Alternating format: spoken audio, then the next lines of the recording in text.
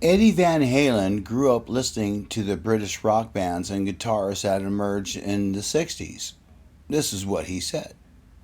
When I grew up, come on, you had Cream, you had Zeppelin, you had Hendrix, you had The Who. I mean, same with me, Deep Purple, Black Sabbath. You had so many bands that were all very, very different. He loved Eric Clapton's blues soloing, Jimmy Page songwriting and studio work, Tony Iommi's heavy metal riffs, and Ritchie Blackmore's vibrato, bar use, and classic riffs like Burn and Smoke on the Water. In 1979, Jazz Obrick asked Eddie Van Halen, "Who are the players you really admire now?" To which Eddie replied, "It's funny. There's two types of guitarists.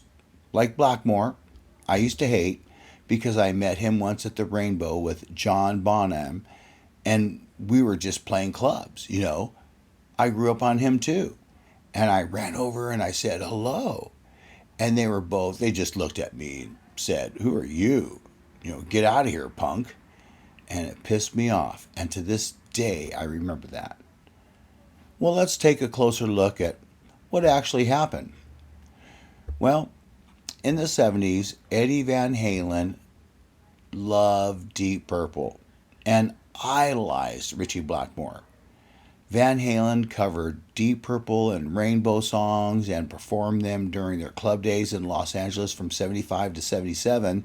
They played like Deep Purple's tunes, Might Just Take Your Life, and Maybe I'm a Leo, and the song Man on the Silver Mountain, the first track of Ritchie Blackmore's Rainbow debut album. Great tune. So Eddie was really a big fan of Ritchie Blackmore. In the mid 70s, Ritchie Blackmore lived in Los Angeles, California. And Eddie first saw Ritchie at the Rainbow Bar and Grill in 1976. Blackmore had drinking discussions with John Bonham down there at the time. So when Eddie saw them, he was excited, thinking, wow, am I dreaming? Here's Ritchie Blackmore and John Bonham. Unbelievable. I have to go and say hello. So Eddie ran over to them and said, "Hey, dude, what's up? I've idolized you for years." And apparently, they didn't want to be disturbed. So they blew him off. And of course, Eddie was hurt and felt so bitter afterwards. But that wasn't the last time Eddie met Blackmore. He met him once more. This is what Eddie said to Jos Ulbrich in 1979. And then, just recently, Rainbow played the Long Beach Arena. I went down there. This is right after I won Best Guitars in the Guitar Players Readers Poll. I mean, come on, which I'm honored.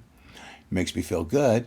I went down there in a way with a vengeance. I just felt like saying, "Hey, dude, remember me after 3 years ago when you treated me like crap?" But I didn't.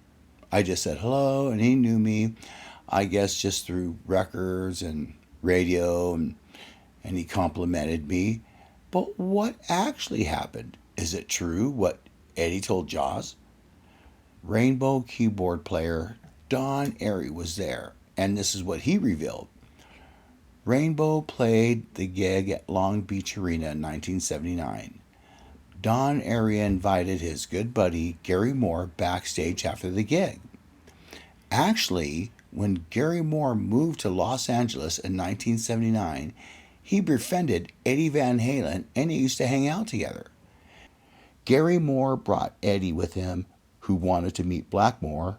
So Don, Gary, and Eddie were backstage, and then suddenly Don Airey saw that Eddie's eyes were like really big, said, "Oh, that's Ritchie Blackmore, he's coming."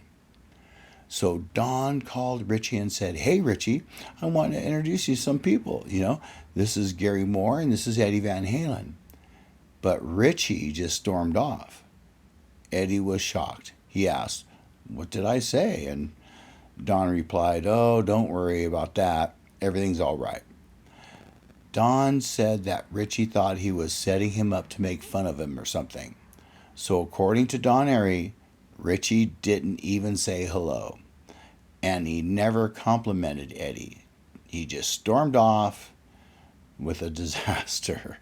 So, but Eddie didn't give up. He got Ritchie's phone number, maybe through Blackmore's roadies or his girlfriend Lita Ford, who knew Ritchie Blackmore in person, or record producer Kim Fowley, who, managed the Runaways and knew Ritchie Blackmore as well. So Eddie got Ritchie's phone number and would often drunk dial him regularly, saying, "Ritchie, I love you, man. Why do you treat me so bad? I've idolized you for years." And eventually Ritchie got pissed off and stopped talking to him.